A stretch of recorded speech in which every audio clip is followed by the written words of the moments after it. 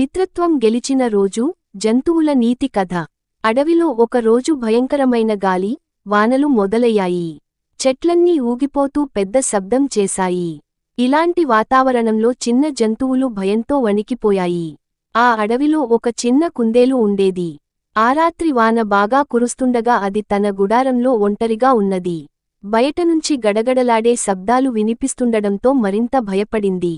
అప్పుడే దాని గుడారం బయట నుంచి ఒక తడిసిన కాకి శబ్దం చేసింది. కుందేలు అద్దు, వానలో నేను ఎక్కడా ఆశ్రయం దొరకలేదు. నీ గుడారంలో కొద్దిసేపు ఉండాలా అని ప్రశ్నించింది. కుందేలు కాసేపు ఆలోచించింది. సాధారణంగా అది మిగతా జంతువులతో ఎక్కువగా కలవదు. అయినా కాకి చాలా బాధగా తడిసి వణుకుతున్నది చూసి మనసు కరిగిపోయింది. రా కాకి, లోపలికి రా అని కుందేలు స్నేహంగా పలికింది. కాకి లోపలికి వచ్చి కుందేలుకు ధన్యవాదాలు చెప్పింది.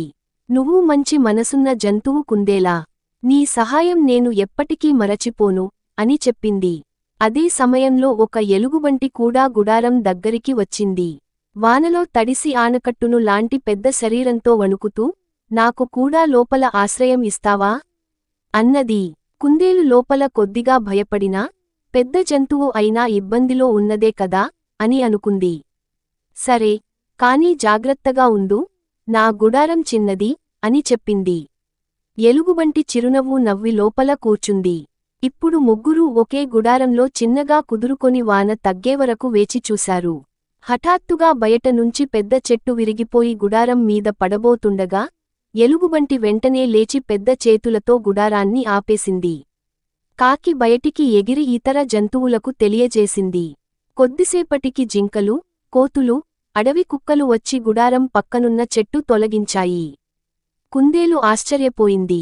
మీరు అందరూ నాకు ఇలా సహాయం చేస్తారని అనుకోలేదు అని చెప్పింది. అందరూ ఒకేసారి నవ్వుతూ, నువ్వు ముందుగా మమ్మల్ని స్నేహంగా ఆహ్వానించావు. మనసు మంచిగా ఉంటే సహాయం ఆటోమేటిక్గా తిరిగి వస్తుంది అన్నారు. వాన ఆగిపోయింది. కాని ఆ రోజు నుంచి కుందేలు ఒంటరిగా ఉండేది కాదు. అందరు జంతువులు దానికి మంచి స్నేహితులయ్యారు.